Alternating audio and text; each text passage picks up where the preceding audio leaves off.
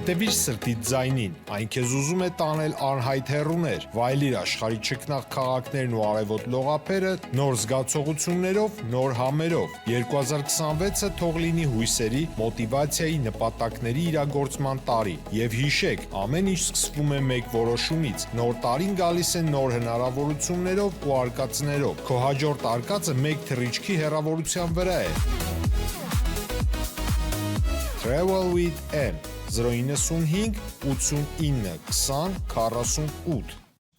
Արև ձեզ արգելի հեռուստատողներ, մենք շարունակում ենք կարևորագույն թեմաների քննարկումները, այս բան ես զրուցել եմ ապրելու երկիր կուսակցության համահիմնադիր Մեսրոպ Առաքելյանի հետ, շնորհակալ եմ պարոն Առաքելյան մեր հավերն ընդունելու համար։ Բարեցես։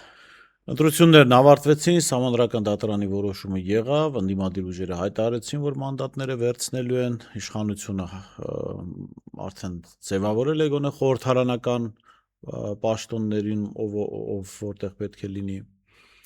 Կառավարությունում էական փոփոխություններ չեն սպասում, փոխնախարարների մակարդակում են փոփոխություններ սպասում, այս ամեն ինչը հաշվի առնելով, ինչպես է գնահատում ստեղծված քաղաքական իրավիճակը։ Եթե զուտ ընտրություններին անդրադառնանք, մինչև ընտրություններն էլ բարձր են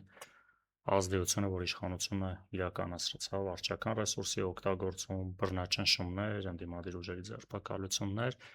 որը էական անդրադարձ ունեցավ ընտրությունների արդյունքի վրա, թեև ընդդիմադիր մեր գործընկերները Սահմանադրական դատարանում այդ փաստերը ներկայացրել են, բայց ակնհայտ է, որ Սահմանադրական դատարանը իշխանության իրավական բլոկի կամակատարներից մեկն է եւ ակնկալել, որ Սահմանադրական դատարանը կարող է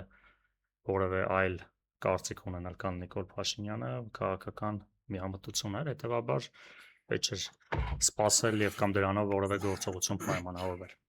Տեսեք, նախ այս ընտրությունների նկատմամբ հանրության ընկալումը, թեև մենք խորհրդարանական հանրապետություն ենք, չէ՞, խորհրդարանում պետք է ուժեր ձևավորեն, բայց քաղաքական սրությունը այնպես է, որ հասարակությունը ընտրություններին ու գերակշիռ մասը մասնակցում էր իշխանափոխության նպատակով ու ընդդիմադիր հատվածին։ Կան չէ՞ մի 2-3 ուժ կան, որոնք ասում են մենք գնում ենք խորհրդարանով ուզում են աշխատել, մարդիկ ազնիվ ասում են մենք ուզում ենք խորհրդարանում աշխատել։ Չանցան այդ ուժերը։ Իսկ այն հիմնական ընդդիմադիր ուժերի նկատմամբ հանրության ակնկալիքը բացառապես իշխանափոխությունն էր, ոչ թե խորհրդարանում աշխատել։ Այսինքն պատկերավոր ասած մեր մոտ վարչապետի ընտրություններ, ոչ թե ազգային ժողովի խմբակցություններ ձևավորվում, այսինքն հաղթող ու պարտվող այդ մոդելն էր։ Ու հետեւաբար հիմա արդեն խորհրդարանի պատկերը բնական է հանրության համար ընդունելի չէ։ Հիմա կարելի է անընդհատ ասել դե ժողովուրդը այսպես, ժողովուրդը այնպես, հանրությունը իր քվեով վստահ են, որ իրականացնել իշխանափոխություն, եթե չլինեն իշխանության կողմից իրականացվող բռնաճնշումները, վարչական ռեսուրսի տոտալ կիրառումը, բայց մյուս կողմից էլ պետք է նաև չմեղադրել միայն ժողովրդին, նաև ընդդիմությունը պետք է նաև սխալների մասով աշխատենք, հասկանանք, թե ինչ սխալներ տեղի ունեցավ, որը բերեց Նիկոլ Փաշինյանի իշխանության պահպանմանը։ Պարոն Առաքելյան, երբ որ մենք խոսում ենք իշխանության վարքագծից, դա նորություն էր, որովհետև գիտեք, ընդհանրապես Հայաստանում վերջին 30 քանի տարի նորություն չի եղել իշխանության վարքագիծը։ Ինչու էր ընդդիմությունը սպասում, որ այս անգամ այլ կերպ կլինի։ Առնվազն մենք չենք կարծում, որ պետք է իշխանությունը, այսպես ասած, սկուտերի վրա մատուցեր, քվեարկության արդյունքները եկեք ընտրեցնենք։ Բռնաճնշումները ընտրությունների նկատմամբ գոնե ապրելու երկիր կուսակցությունը մի քանի տեղ թիմ ընտրություններում էլ է տեսել, թե ինչ են արել, Ալավերդի, Փարաքար, նաև այլ թիմ ղեկավարներին ու Գյումրին տեսանք, այսինքն վերջի օրինակ։ Իսկն սпасել, որ իշխանությունը ամեն գնով պետք է չպահեր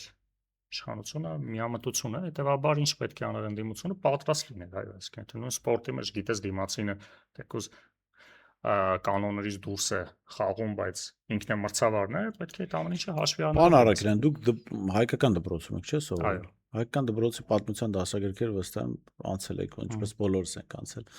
Հիշում եք պատմության դասագրքերի բոլոր այսպես թեմաներում կար բազմաչարչար ժողովուրդ, այսինքն մենք եւ կար նենք թշնամի։ Հիմա իմ մոտ տպավորությունն է, որ այդ պատմության դասագրքերի այդ բազմաչարչար ժողովրդի կարգավիճակը ընդդիմությունն է իր վրա վեկալել։ Ընդդիմությունը բազմաչարչար է, իսկ իշխանությունը նենք, միշտ է այդպես եղել։ Հիմա արդյոք ընդդիմությունը պետք է չունենար պլան B։ Ես կարծում եմ այդ պլան B-ն ընդհանրապես պիտի պլան A լիներ, որովհետև եթե գիտես իշխանությունը ինչ անելու, ապա քո պլան A-ն էնա, թե ինչպես ես դու արձագանքելու դրան։ Հիմա երբ որ դա չկա, դուք էլ սատարել եք ուժեղ Հայաստան դաշինքին, որը եղել է առաջատար ընդդիմադիր ուժը, թեպետև բոլոր ընդդիմադիր ուժերը պետք է իրենց չափաբաժնով պատասխանատվություն ունենան։ Հիմա արդյոք ժամանակը չէ մարդկանց հարցերին պատասխանել։ Ինչ է սխալ արվեց, որովհետև ասել, որ ընդդիմությունը սխալները հաշվի կառնի, բան է ամեն անգամ ասվել է ու ամեն անգամ նույն փոცხի վրա ընդդիմությունը կանգնել է։ Հիմա դուք որպես նաև բնական է, ես չեմ ասում հենց ձեր որոշումներն են այնտեղ եղել, բայց աջակցել եք, այսինքն նաև ձեր հեղինակությունը այն չափով որքանով որ կա,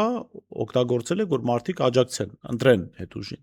Հիմա դուք ինչ պատասխանատվություն եք զգում այն մարդկանց առաջ, ովքեր ձեր կոչով կամ ձեր ներկայությունից ելնելով են ընտրել ընդդիմության այդ ուժին հաշվի առնելով, որ կլինի իշխանապահություն։ Բնական է, մենք մեր բաժին պատասխանատվությունը ոչ միայն ուժեղ Հայաստանի հետ ընտրությունների բայց չասեք, որ դուք բազմաչարչար եք եւ ճշտամին նենք է։ Որպես ընդդիմադիր ուժ մենք կրում ենք մեր բաժին պատասխանատվությունը։ Որն է այդ պատասխանատվությունը։ Պատասխանատվությունը սխալներն է ու սխալների հիման վրա արագ ուղղել սխալները։ Այսինքն հիմա արվել են սխալներ, առնվազն մենք պատկերացրել ենք, որ պետք է լինել ընդդիմության ավելի լայն համախմբում։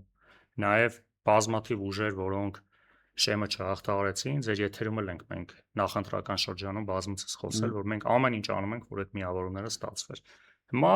մեզ մոտ չի ստացվել։ Երևի քիչ ենք ջան գործադրել կամ ինչ որ մի բան չի ստացվել, սխալ ենք փորձել այդ բանակցությունները համագործակցել։ Այսինքն մենք տեսնում ենք, որ ընդդիմության ավելի մեծ խոսքը չի վերաբերում, որ ամբողջ ընդդիմությունը դա բնականա չէր լինելու, բայց կարող էր այսպես կոչված մի հատ 4-րդ բևեռ ձևավորվել, լիներ նաև ընդդիմադիր այլ ընտրանք։ Կարող էր։ Այդ ուղղությամբ ցավոք մենք ընդունում ենք, որ ընդդիմադիր դաշտում մեծ սխալներից մեկը դա է տեղի ունեցել։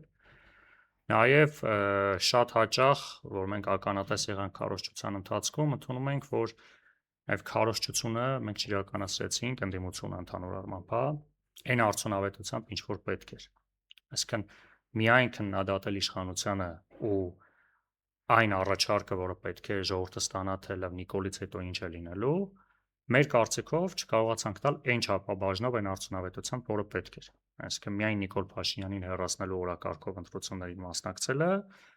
ցավոք գերիշխեց։ Իսկ մենք կարծում ենք, որ հասարակությունը արդեն առավելևս ընդդիմադիր հատվածը դուրս է եկել այն հատվածից, որ պետք է միայն իշխանապողություն։ Մյուս ամենակարևոր թերությունը, որը մենք ընդունում ենք, մեր բաժին պատասխանատվությունը։ Տեղի ունեցավ, որը ակնհայտ էր, նախկինում էլ է միշտ եղել այդ մեծ ճնշումներ, վարչական ռեսուրսի կիրառում ճնշումներ։ Հիմա պետք է ունենալ այնպիսի մեխանիզմներ, որ այդ ամեն ինչի դեմ արդյունավետ դիմադրել ու ընտրությունների արդյունքները չունենային հետևյալ պատկերը։ Հիմա բազմաթիվ ճնշումների արդյունքում ընտրողների մի զգալի հատվածը ստիպված ընտրեց ԿՊ-ին կամ չգնաց ընտրության։ Հիմա այդ ակնհայտ էր։ Հիմա ինչ պետք է անել, ընդդիմությունը վերաիմաստավորի ու հասարակությանը ներկայանալ բոլորովին այլ առաջարկը, որովհետև այս հետ պատերազմյան անընդհատ էս դավաճան կապիտուլյան այդ խոսույթը, որ շարունակվում է ու դրա կողքին էլ նաև իշխանությունը շատ արդյունավետ, որը հիմա իրականությունը ինչքանով է օբյեկտիվ, ինչքանով է սուբյեկտիվ, այդ նախկինների վախով հասարակությունը վախացնելով շարունակում է պահպանել իշխանությունը։ Պարոն Արաքելյան, ընդդիմությունը արձանագրի իր սխալները, ճիշտ եմ հասկանում։ Իսկ պատասխանատուներ չեն լինելու այդ սխալները։ Պետք է լինեն պատասխանատու։ Իսկ ընդդիմությունը պատասխանատու չէ ստեղծված իրավիճակում։ Միանշանակ պատասխանատու է, պատասխանատու։ Եվ դա ինչ է ենթադրում պատասխանատվությունը։ Ու քաղաքական իմաստով պատասխանատվությունը միշտ լինում է հասարակության վերաբերմունքը, այսինքն եթե դու ունեցել ես վստահության մեջ չափաբաժին ու չես արդարացրել այդ վստահությունը, հաջորդ ընտրություններին այդ վստահությունը բնական է նվազում, այդ տեսական չէ, այսինքն սովորաբար էլ երկրորդ շանս չեն տալիս կամ տալիս են քիչ, ինչ որ մենք ոչ միայն խոսք է այս ժամանակաշրջանում, նախկինում էլ նայում ենք, չէ՞, միշտ այն ընդդիմությունը, որը գնում էր իշխանափոխության չէր ստացվում, հաջորդ ընտրություններում կամ մի քանի տարի հետո մաշում էր այդ ռեսուրսը, այսինքն անկախ հանքից հասարակությունը տալու է։ Հիմա վերաիմաստավորելն է, որ մենք կարծում ենք այլ օրակարգ ու այլ դերակատարներ են պետք, որպեսզի ստանձնեն պատասխանատվությունը իշխանափոխության։ 1-2 օրվա գործ չի, որովհետև նաև պատասխանատվություն ստանձնելու ու սխալները վերլուծելու համար էլ է պետք ճիշտ աշխատանք, ոչ թե ասենք դե լավ էս ենք թերացել, հետո սրանից հետո սա կանենք, որովհետև մեր կարծիքով մեղադրել հասարակությանը դա ընդդիմության գլխավոր սխալներից մեկն է, որը հաճախ տեղի ունենում։ Հասարակությունը միշտ պատրաստական է դեպի իշխանափոխություն, այ ժողովուրդը առնվազն ասենք եթե նայենք այդ խորհրդային տարածքում այս 30 տարում ամենաշատ քաղաքական պրոցեսներում մասնակից ճնշումներ, ծեծուջարդ, ամեն ինչի միջով անցած, այս 30 տարվա ընթացքում, այսինքն ասել դե հասարակությունը անտարբեր է, չի մտածում երկրի մասին, ամենևին տենց չի։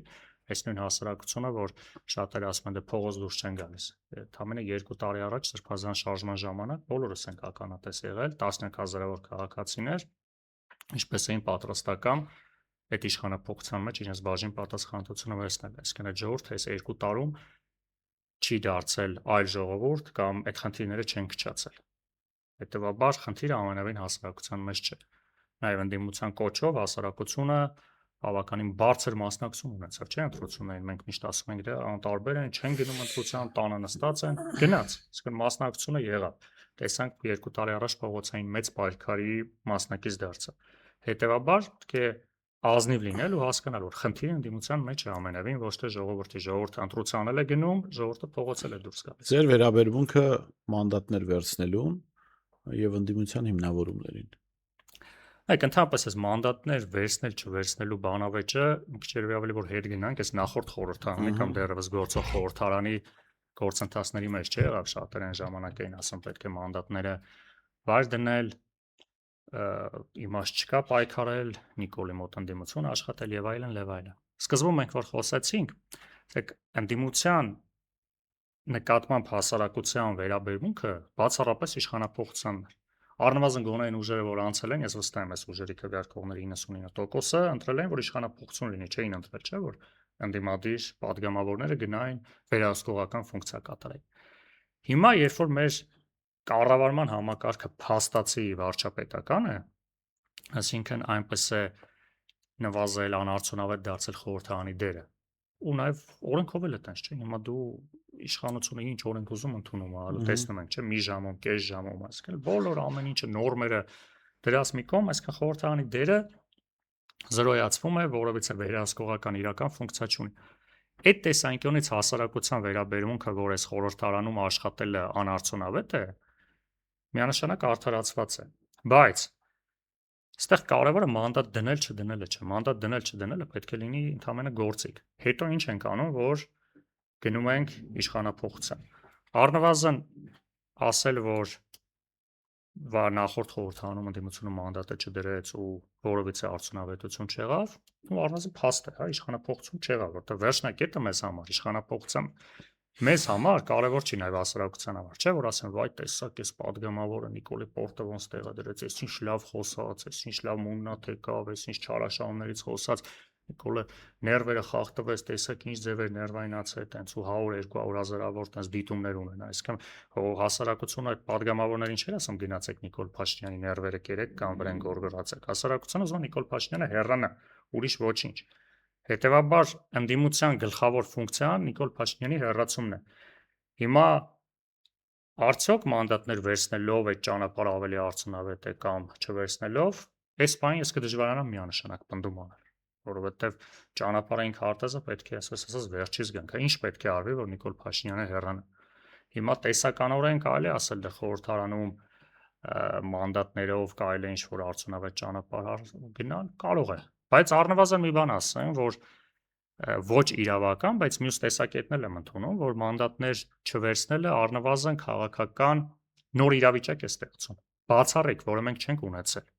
Այստեղ շատ կարևոր արձանագրում էլ անենք, մի քիչ ավելի գլոբալ ենք։ Ընդդիմության սխալներից մյուսն է Նիկոլ Փաշինյանը օրակարգից դուրս չգալն է։ Իսկ Նիկոլ Փաշինյանը մտ օրակարգ է տանում, մենք այդ օրակարգին պատասխանում ենք անընդհատ, չէ՞, մտնում ենք իր օրակարգի մեջ։ Մենք ինքներս օրակարգ չենք ստեղծում։ Առանց ընդդիմության խորհրդարան օրակարգ իմ կարծիքով Նիկոլ Փաշինյանի համար ավելի անակնկալ է, քան ընդդիմությունով խորհրդարանը։ Որտեղ ընդդիմությունով խորհրդարան 5 տարի Նիկոլ Փաշինյանը իր տեսանկյունից բավականին արդյունավետ կառավարել է։ Իսկ առանց ընդդիմության խորհրդարան նաև միջազգային հանրության արձագանքի տեսանկյունից մենք դեռևս չենք ունեցել։ Ասում են, բայց կգնանք, չէ՞, կգնանք Բրյուսել, եվրոպական քաղաքներ, կպատմենք Նիկոլ Փաշինյանի չարությունները այստեղ անում, այնտեղ տեղյակ չեն։ Բայց այդ գործիքները խորհրդարանական չօգտագործվի։ Այդ եվրո չինովնիկները ինձ թվում է բոլորիս լավ գիտեն ստեղ ինչ է կատարվում ու այդ կատարվողների Ես այստեղ ձեզ հետ համաձայն չեմ, ես վստահ եմ չգիտեն։ ոչ միայն տեղյակ են, այլ նաև շատ հարցերում իրենք են, հա, տենց խորհրդատվություն կատարում, թե ինչ պետք է արվի իշխանություն պահպանման հարցով։ Տեղյակ են դուք կարծում եք։ Միանշանակ նաև աջակից են ու Ուրիշ կազմակերպիչ գործիկ, մանդատներով այցելում են կալանավորներին, քաղաքական բանտարկյալներին, որ չլինի չեն կարող այցելել։ Դե իհարկե ամենայն հարգանքով այն մարդկանց, ովքեր քաղբանտարկյալներ են, բայց չեմ կարծում, որ այդ գործիքը կազմա առաջնային է։ Հիմա երբեմն ես էլ եմ այցելել չունենալով պատգամավորական մանդատ։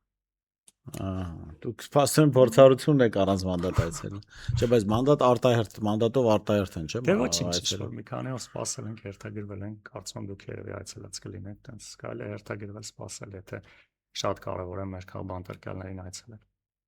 Շատ լավ։ Ուրիշ առավելություն չեք տեսնում։ Թոշակ են ստանում։ Պատգամավորները։ Այո, վերջում, հա։ Բոլորը։ Դե ովքեր 5 տարի պատգամավոր են լինում, վերջում բարձր թոշակ են ստանում։ Մի քանի անգամ։ Սոցիալական խնդիր էլ լուծում, հասկացանք, ուրիշ։ Դե Ասեք Փաշինյանը ներվերը ուտում են, էսի մեկ։ Ուրը եվրոպացիներին տեղակ պահում են Նիկոլ Փաշինյանը ինչքան քխա։ Բանտեր այցելում են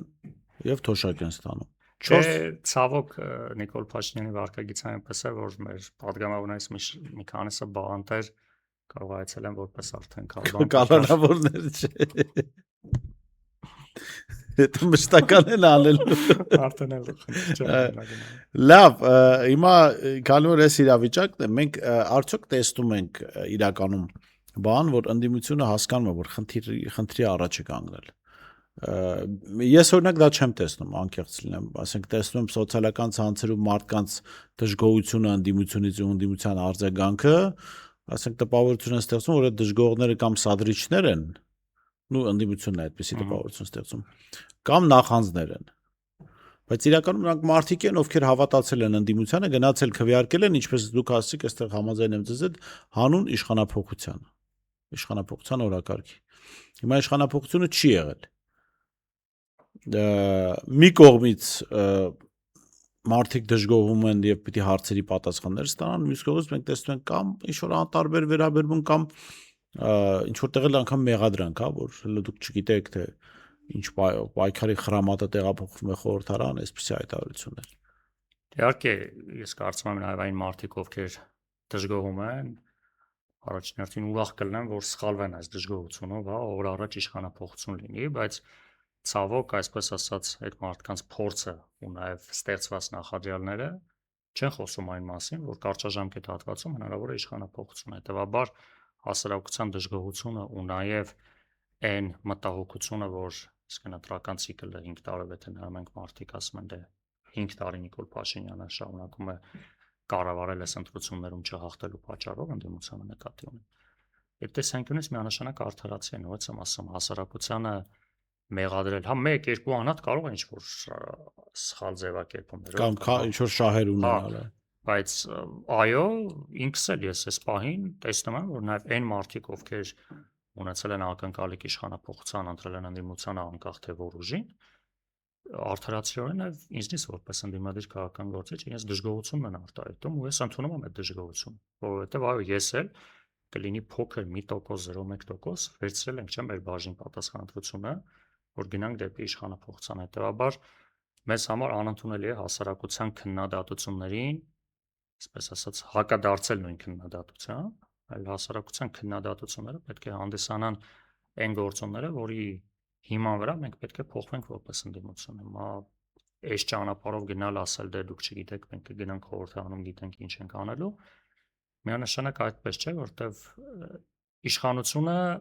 պետք է նաև այդ տեսանկյունից ազնիվ լինենք, մենակ ինչ որ իշխանություն է ինքը քաղաքական տեսանկյունից էլ է բավականին արդյունավետ պահում իր իշխանությունը, ասել դե լավ դե հիմա Նիկոլ Փաշինյանը իր թիմը տես նստած են, չգիտեն մենք կգնանք հեսա տեսեք պարլամենտում կամ փողոցում, ուժային կառույցներ, մեդիա մանիպուլյացիաների հսկայական մի հատ համակարգ, այդ ամեն ինչով իշխանությունը նաև կարողանում է հասարակության մի հատվածին մանիպուլացնել, որը ստացվում է հետևաբար շատ ծանր աշխատանք է սպասվում, եւ եթե չվերաիմաստավորվի այն ճանապարհային քարտեզը, որը ընտրությունների ժամանակ ունեցանք ու չհաջողեցինք, հարցը միայն ընդդիմության վարկանիշը չի, մեզ համար շատ ավելի ցավալի է հասարակության Հիասթափությունը, որովհետև երբ որ հասարակությունը հիասթափվում է, հետագա նոր այլ վերափոխված ընդդիմադիր գործնեության նկատմամբ էլ է չէ լինում այդ հիասթափությունը։ Ես ուրիշ բան ասեմ, այդ հարցը, որ ես երբ որ տալիս էի ձեզ, որ արդյոք լինելու են պատասխանատուներ այս իրավիճակի, որովհետև եթե չի լինում պատասխանատու, այսինքն որևէ մեկը չի ասում Ժողովուրդ ջան, այս իրավիճակի պատասխանատուն ես եմ, օրինակ, ես հեռանում եմ քաղաքականությունից, քանի որ չկարողացա ձեր սպասալիքները բավարարել։ Թող այս թիմը մնա, չգիտեմ, այս մարդիկ մնան, շարունակեն, ես ամբողջ, չգիտեմ, պատմական եւ քաղաքական պատասխանատվությունը ինձ վրա եմ վերցնում այս իրավիճակի։ Եվ հնարավորություն տա մյուսներին ինչ-որ նոր փորձ անել։ Ինչպես Որովհետեւ երբ որ դա չի արվում, ժողովուրդը հասկանում է, անգամ նոր պրոյեկտերի առաջ գալու։ Ես ձեզ ասեմ, կրիտիկական քվեարկություն, մասնակցություն նաեւ ինչու չի լինում, որովհետեւ մարդիկ հասկանում են, որ եթե իրավիճակը մնաց այնպես, ինչպես որ կա, անդիմությունը պատասխանատվություն չի կրելու, այնպես ինչպես իշխանությունը պետության առաջ ծառացած խնդիրների համար պատասխանատվություն չի կրում։ Միանշանակ համաձայն եմ, որովհետև քաղաքական պատասխանատվությունը քաղաքական գործունեության սկզբունքներից մեկը պետք է լինի, երբ որ դու տալիս ես խոստումներ կամ ակնկալիք ես ձևավորում, ու սպորտում հա գնացել ես, հիմա թիմդ պարտվել է, մարզը չհեռանում է, չէ։ Իսկ այդ տեսանկյունից անընդհատ մեղադրել իշխանությանը, մեղադրել հասարակությանը կամ մեղադրել ինչ-որ այլ գործոնների, այդ բերում է հասարակության հիասթափության ու ինչ է ասում, որ նոր ուժեր, երբ որ գալիս են ու փորձում են նոր պատասխանատվություն ստանձնել, հասարակությունը շատ հաճախ իրենց նույնացնում է, ասում է 30 տարի ձեր նման 30 փորձի վրա է հենվում ժողովուրդը, արդարացիորեն։ Դու կապ չունես նախորդ ընդդիմության հետ, բայց մարդը ասում է, դե ձեր նման եկան գնացին, ոչինչ չստացվեց։ Եվ իշխանության դիրքերը ավելի են։ Այո, որովհետև այս հիասթափությունը ամենալուրջ խնդիրն է, որը ընտրության ժամանակ մեզ հաջողվեց հաղթահարել, չէ՞, բարձր մասնակցությամբ, բայց հենց այդ մեծ ակնկալիքներից հետո մեծ հիասթափություն։ Ես հիմա 2-3 օրը հետևում եմ սոցիալական ցանցերի ակտիվությանը, հանրային անդիմադիր դաշտի եւ երկու մեթոդ եմ առանձնացրել Նիկոլ Փաշինյանից ազատվելու ուրեմն։ Քանի որ բոլոր մեթոդները փորձվել են, ես սա հավատ չեմ, բայց այս մեթոդները կարծում եմ կարելի է, եթե ընդդիմությունը այսպես շարունակի, այսինքն ոչ քաղաքական տրամաբանության մեջ, երևի թե այս մեթոդները լավ կլինի առաջարկել, որովհետև այդ ինչ որ փուլի պետք է գա։ Առաջին մեթոդը, որ Facebook-ում գրում էին, որ ընդդիմադիր որոշ գործիչներ մոտիկություն անեն Նիկոլի հետ, քանի որ Նիկոլը լիարդի խնդիր ունի, հետո ամենօրյա ռեժիմով խմեն, այտենց մի ձև թուլացնեն իշխանությունը։ Եվ երկրորդ մեթոդը թուղթ ու գիր անել Նիկոլ Փաշինյանի վրա։ Համաձայն եք, որ եթե քաղաքական տրամաբանությամբ չշարունակվի ընդդիմության գործողությունները, վերջը կարող են հասնել սրան։ Եթե թուղթ ու գիրին հասնեք, ես մարդ գիտեմ, որ կարող են միշտ ստացել թուղթ ու գիրի մեծ վարպետ այնց Նիկոլ Փաշինյանը ընդդիմության վրա, որ այսքան տարի թուղթ ու գիր է անում, որ ամեն ինչ տապալվում է։ Չէ, իհարկե կատակ, բայց այո, ցավոք նման իրավիճակներում շատ հաճախ քաղաքական լուծումները արդեն հայտնում են երկրորդ պլանում հասարակության մոտ ու գալիս է այնպիսի միջավայր, որ մարդիկ նաև արդարացիորեն այլ մեխանիզմներ են տեսնում իշխանափոխության։ Ոչ քաղաքական, ցավոք երբեմն նաև ոչ իրավական։ Ես ամենահումորայինները ասացի, բայց շատ վատ տարբերակներ էլ կային։ Որոնք 2016-ի օրինակի հիշատակումը ՊՊՑ գծի երբ որ գրավում։ մարդիկ տեսնում որ ընտրություններով կամ ընդդիմության վարկագծի պատճառով չի ստացվում, բայց մարդկանց դժգոհությունը դրանց չի քչանում։ Շատ հաճախ նաև ոչ օրինական կամ ոչ իրավաչափ կամ ոչ քաղաքական ճանապարհով անգամ մտքերը ավելի են վնասում մեր հասարակությանը, հետեւաբար սա նույնպես պետք է սթափեցնի այն մարդկանց, ովքեր որ ստանձնում են պատասխանատվություն Նիկոլ Փաշինյանի հեռացման գործում։ Բարձ օրինակ բերենք, եթե մի կաթսա եռում է եւ գոլորշի բաստողն բնական ճանապարհներ չկան, այսինքն բնական այդ վերջում պայթյունով է դա այդ ամեն ինչը փոխվում, այսինքն իրավիճակը լիցքաթափվում պայթյունով, ինչը անցանկալի է ամեն դեպքում, որքան էլ մենք մերժենք Նիկոլ Փաշինյանին, ուժային մեթոդով փոփոխությունները դրանք որևէ լավ տեղ չեն կարող։ Հա, որտեվ ցավոք մեր պետությունը չունի, այսպես անվտանգություն այնպեսի բուֆեր, որ իշխանության մեծ պետություններն էլ լավ տեղ չեն տարել այդ ուժային մեթոդով փոփոխությունները։ Դա միանշանակ իշխանության հեռացման հետ հեռանում է նաև պետությունից մեր բավականին մեծ մասն է։ Շատ լավ, Վահան Արաքելյան, դուք արդեն որպես առանձին ուժի ներկայացուցիչ, հա, ինչ որ առանձին գործունեություն ինչ եք պլանավորում։ Այս բային քննարկումներ կա, ակտիվ շարունակվում են, առաջիկամ կներկայացնենք հանրությանը, առաջիկամ թիմ ընտրություններն են, որտեղ մենք բազմիցս մասնակցել ենք, նաև երբ որ այս ազգային ժողովի ընտրություններում եւ վարչական ռեսուրսի կիրառում եւ ընտրությունների վերահսկողության մեխանիզմների տեսանկյունից մենք նաև հենց գետնի վրա տեսանք, որ թիմ ընտրություններում առնվազն այնտեղ որտեղ մենք իշխանություն ենք կամ որոշակի լծակներ ունենք, էականորեն ազդեցություն է Վարչական ռեսուրսը չեն գնում կիրառել։ Հետևաբար այդ տեսանկյունից մենք շարունակելու ենք նաև ոչ միայն այդ տեսանկյունից, ընդհանրապես քաղաքականության մեջ մեր համար անընդունելի է, երբ որ ընտրությունից 1-2 ամիս առաջ ինչ-որ ուժեր հայտնվում են, ուզում են ընտրությունների մասնակցեն, առավելևս երկիրը փրկել, որ գնացեք, թիմ ընտրությունները նկարում եք մի հատ Համանական գյուղապետ ընտրվեք, նոր եկեք երկիրը փրկելուց խոսեք, կամ ընտրվելուց հետո էլ աշխատեք, տեսեք մարդիկ գոհ են, թե չէ, հետևաբար այս նաև համայնքների զարգացման տեսանկյունից առաջիկամ դրա վրա ունենք որոշակի ակտիվություն ու նաև քաղաքական օրակարգով հանդես կգանք, կարծում եմ առաջիկա 1-2 ամսում։ Շատ լավ, շնորհակալ եմ, պարոն Արաքելյան, ես շնորհակալ եմ զրուցում եմ Ապրիլի երկիր կուսակցության համահիմնադիր Մեսրոպ Արաքելյանից, տեսություն կհանդիպենք։